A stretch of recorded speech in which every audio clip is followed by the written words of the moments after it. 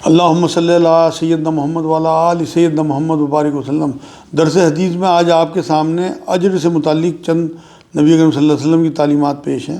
حضرت ابو ہریرہ رضی اللہ تعالیٰ عنہ سے روایت ہے کہ رسول اللہ صلی اللہ علیہ وسلم نے فرمایا کہ جو شخص کسی کو ہدایت کی دعوت دے تو اسے اتنا ہی اجر ملے گا جتنا کہ ہدایت کی دعوت قبول کرنے والے کا ہوگا، اور ایک کے اجر سے دوسرے کے اجر میں کوئی کمی نہیں آئے گی۔ صحیح مسلم کی حدیث پاک ہے۔ سورہ مائدہ آیت 9، ایمان کے بعد نیکی والوں کے لیے بخشش اور اجر کا وعدہ ہے۔ سورہ انبیاء ہے، اس کی 94 نمبر آیت میں مومن کی نیکیاں اور کوششیں کو لکھا جا رہا ہے قدم قدم پہ۔ سورہ کہف ہے جو آج کل ہمارے مطالعے میں ہے، اس کی 30 نمبر آیت میں ایمان کے بعد نیکی کرنے والوں کے اجر ضائع نہیں کیے جائیں گے۔ تو اجر کا معاملہ یہ ہے کہ آپ نیکی کریں، لیکن میں نے ابھی جو بات بتائی ہے درس قرآن میں کہ اصل چیز اخلاص ہے۔ اگر آپ کا معاملہ ثواب کا، نیکی کا یا عبادات کا اللہ مقصود ہے تو وہ اخلاص ہے۔ مطلب پہلے اللہ رب العزت مقصد ہونا چاہیے کہ آپ اس کی خوشنودی حاصل کرنے کے لیے کوئی نیکی کر رہا ہے، عبادت کر رہا ہے، تو پھر انشاءاللہ تعالیٰ وہ آپ کو مکھن کی طرح لے گی۔ حضرت عائشہ رضی اللہ تعالیٰ عنہا سے روایت ہے کہ رسول اللہ صلی اللہ علیہ وسلم نے فرمایا کہ جب عورت کوئی نقصان پہنچائے بغیر اپنے گھر سے کھانا خیرات کرتی ہے تو اسے اس صدقے کے خیرات کرنے سے اجر ملتا ہے، اور اس کے شوہر کو اس لیے اجر ملتا ہے کہ یہ اس کی کمائی میں سے ہے، اور اس کی خدمت گار کو بھی جس نے وہ کھانا پکایا، اور ایک کے اجر سے دوسرے کا اجر کم نہ ہوگا۔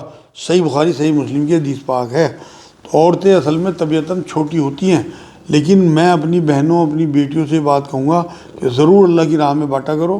آپ تو بانٹو گی، اس کا اجر دیکھو، آپ کے اجر میں کمی ہوئے بغیر آپ کے جو آپ کا شوہر ہے اس کے مال میں سے آپ نے خرچ کیا یا کھانا دیا یا صدقہ کیا یا کسی کو کپڑے دیے تو اسے بھی اجر مل رہا۔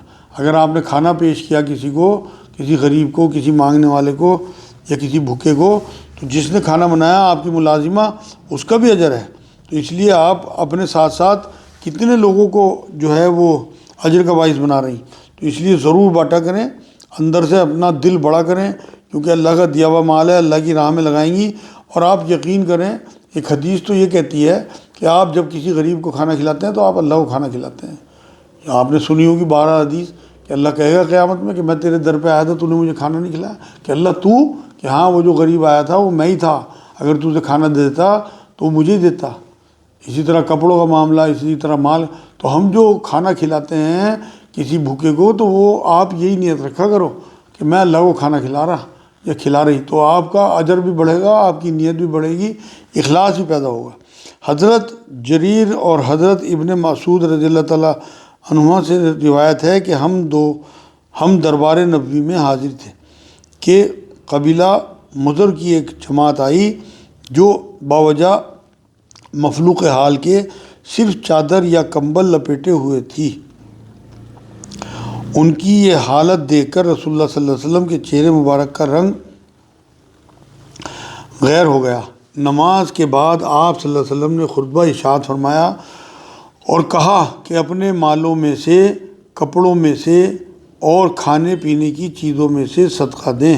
چنانچہ لوگوں نے کپڑے اور کھانے پینے کی چیزیں لا کر ڈھیر لگا دی۔ ایک انصاری اتنی بھاری تھیلی اٹھا کر لائے کہ سنبھلتی نہ تھی۔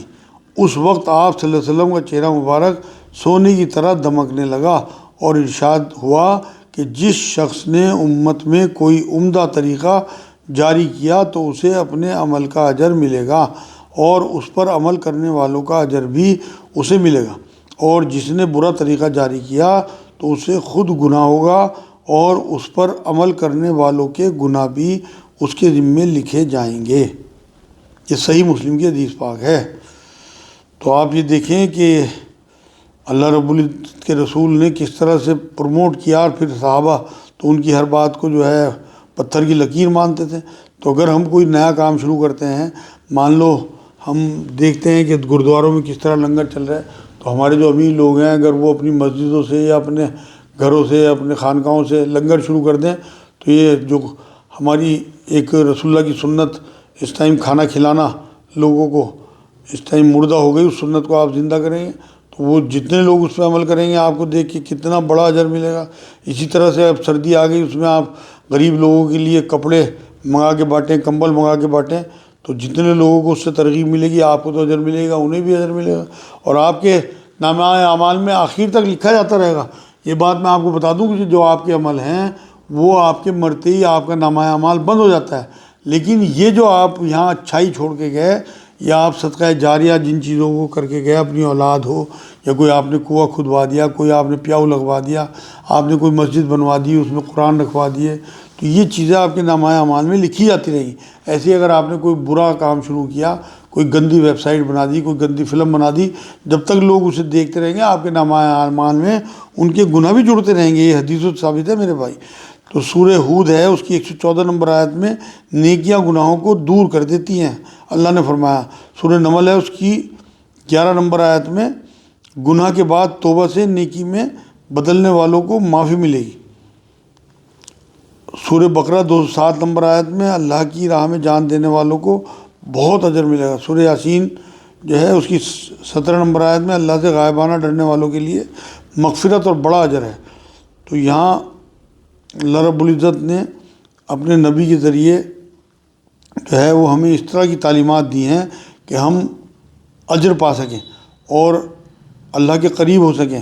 آپ یقین کریں، جو مال، جو رتبہ، جو سفارش کرنے سے آپ کے اگر کسی کا کام بن جاتا ہے تو وہ آپ کو اللہ کے قریب کر دے گا، اور جو جو نیکی کے کام آپ کر سکتے ہوں اس زندگی میں کر لیں، اور اپنے ایمان کی حالت میں کر لیں، اپنی صحت مندی کی حالت میں کر لیں، کیونکہ غنیمت مانیں ان چیزوں کو کہ جو اللہ رب العزت نے ہمیں دیا ہوا ہے۔ حدیث سے یہ بات ثابت ہے، مالداری کو غنیمت مانیں غریبی سے پہلے، تندرستی کو غنیمت مانیں بیماری سے پہلے، اور زندگی کو غنیمت مانیں موت سے پہلے، اور اس میں جتنا آپ زیادہ زیادہ لوگوں کے کام آ سکیں، کیونکہ اپنے لیے تو میرے بہن بھائیوں کتے بلی جیتے ہیں، انسان وہ جو دوسروں کے لیے جیے، اور اس کی مثال ہمارے سامنے ہمارے نبی ہیں۔ نبی اکرم صلی اللہ علیہ وسلم اپنی پوری 63 سال کی زندگی دوسروں کے لیے جی کے گئے، تو ہمیں اس سے یہی ترغیب ملتی ہے کہ ہمارے پاس جو بھی کچھ ہو، ہمارے پاس علم ہو، مال ہو، رتبہ ہو، طاقت ہو، ایمان ہو، ہر چیز جو ہے ہم دوسروں میں بانٹیں۔ یہ اللہ رب العزت کی دی ہوئی نعمتیں ہیں، جتنا بانٹیں گے اتنا بڑھیں گی انشاءاللہ۔ آج درس حدیث میں اتنا ہی، باقی انشاءاللہ اگلے ہفتے۔ وما الینا الا البلاغ۔